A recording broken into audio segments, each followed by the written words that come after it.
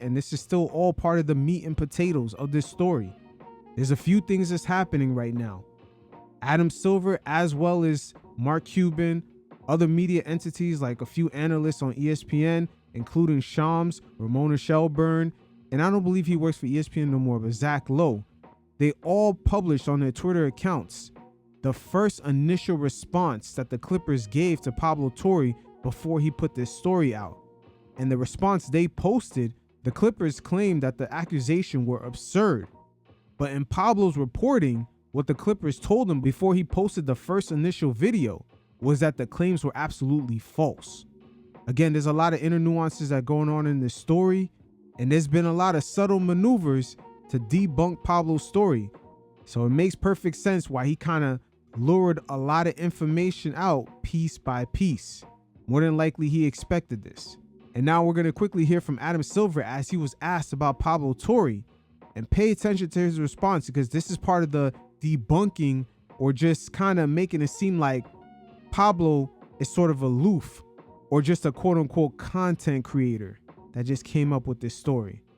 Concerning Steve Ballmer, the Clippers, Kawhi Leonard, Aspiration, what was your reaction when the report surfaced? And it seems with the CBA, your powers can be broad as far as penalties, potential penalties. I know there's an investigation going on, but just as far as how broad can you assess penalties, and what was your reaction when the announcement came out? Well, when the podcast came out, it was news to me. I'd frankly never heard of the company Aspiration before, and I'd never heard a whiff of anything around an endorsement deal with Kawhi or anything around engagement with the Los Angeles Clippers. So it was all new to me.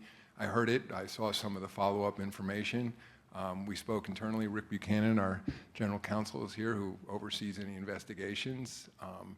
Rick had a conversation with Steve Ballmer, and we quickly concluded this was something that rose to the level that necessitates an investigation. In fact, one that's done outside of our office. And Wachtell Lipton, New York law firm that we've used in the past for investigations like this, is overseeing it. And again, I would also say I've been around the league long enough in different permutations of allegations and accusations that I'm a big believer in due process and fairness, and you need to now let the investigation run its course.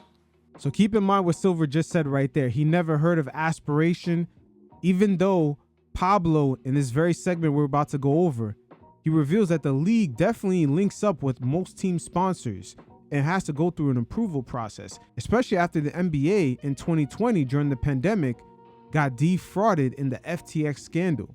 The Miami Heat had him as a sponsor in the arena. Even MLB got caught up in that scandal. Stephen Curry, Tom Brady, as they kind of ran sort of the same scheme. They validated themselves in the marketplace by having a lot of big brands mess with them. And that's how they were able to lure Tom Brady and Stephen Curry. And all this really started from them being validated by getting the naming rights to the Miami Heat's arena. But again, there's a lot of crazy nuances going on with this, because Adam Silver works with Steve Ballmer, and he is now the new Jerry Jones of the NBA, the richest guy by far out of all the owners, and he's increased the standards and the net worth for all the NBA teams, including the small markets. So as I said before, Pablo's putting on a master class on how to lure these guys into a spider web in which they can't get out of. And once again, here's Adam Silver speaking, correcting himself of not hearing Aspiration, as Pablo Torre drops more information with the league's protocols in improving team sponsors and how their relationships work afterwards.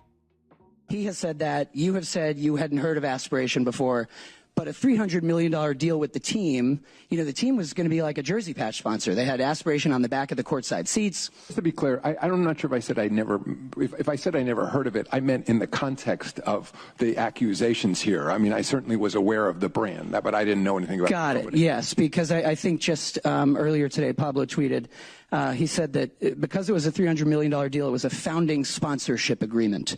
And those, as I would expect, have to be approved at the league level.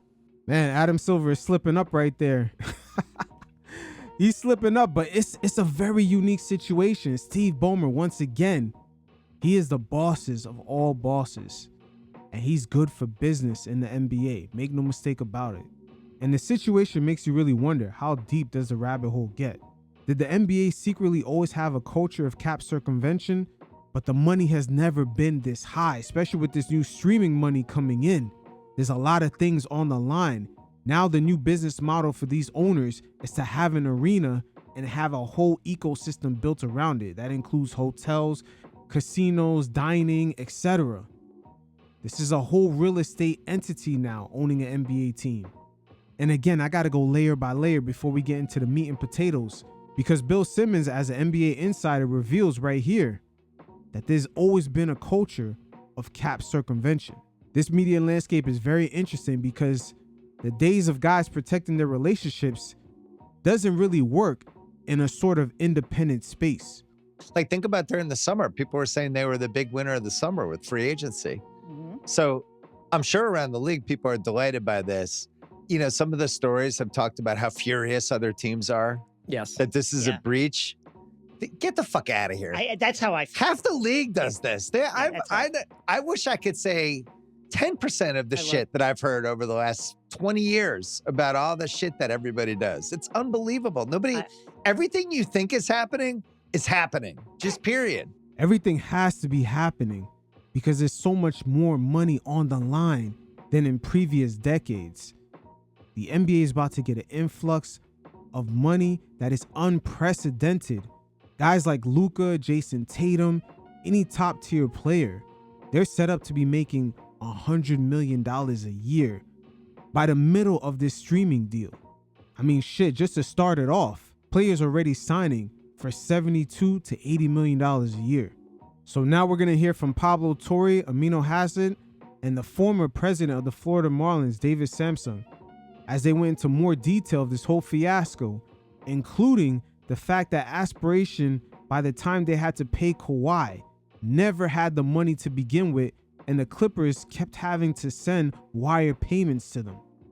And for those of you that are watching the video version, there will be plenty of visuals as we go through the many documents and pay schedules.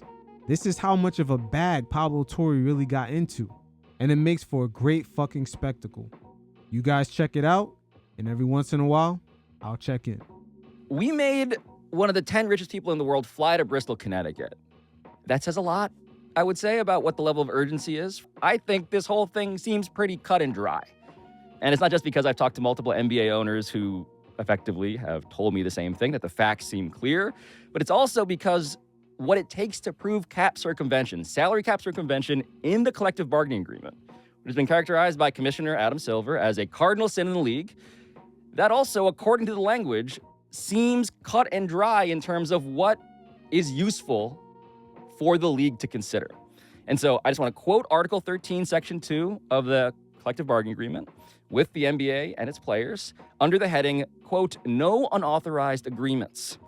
It says, a violation may be proven by direct or circumstantial evidence, including but not limited to evidence that a player contract or any term or provision thereof cannot rationally be explained. End quote. Now, this is where Adam Silver is caught in a conundrum, because is he really gonna punish Steve Ballmer, the guy that not only came into the league inflating all the prices of NBA teams, but he bought the stadium, paid it for himself, he bought the land, he's been good for business. According to the NBA rules, they don't actually have to investigate him and find 100% proof like on the legal side. There's enough presumed evidence here. But once again, Ballmer is the Jerry Jones of the NBA. So are you really going to take away Kawhi, cancel his contract, knowing that Ballmer spent all that money buying up the land, paying for the arena? You're about to have the All-Star game over there this season. And they've even announced that this investigation could go past the All-Star game. How convenient. Again, this is big business. There's a lot of money on the line. And I've always alluded in my previous segments that the NBA is 60% marketing, 30% business, and 10% basketball. And we're seeing all phases of it, especially on the marketing side. With Adam Silver, the way he speaks in these press conferences, slowly in the past 5 years, he went from speaking to the American audience when it comes to the NBA. Now he's speaking to the globe. And it was very carefully crafted through his words. That's why I say the NBA is 60% marketing. They make you think that they're not money hungry as the NFL. That's their branding. But in reality, the NBA, ever since Michael Jordan, Magic Johnson, have gotten the league to pop off and start reeling in the viewers and cash. They've never been a league where the average fan could just put on one of their games on television and see it for free. It's always been, for the most part, behind a paywall, whether it be cable TV, and now we see it with streaming. Look how fractured that they have all their games. You have to have Amazon, you have to have NBC, Peacock, all these services, ESPN. They've always been chasing behind the bag, and they've done a great job marketing the league to not make it look like they're chasing the money like everyone knows the NFL to be. But in reality, the NBA has been just as money hungry, if not even more. At least the NFL has their games accessible on a local side to their fans. If you live in a particular city, you can see that city's team for free. The NBA has never had a setup like this. And now headed into streaming, the local games are going to be more expensive to see versus the nationally televised games. So just keep this in mind.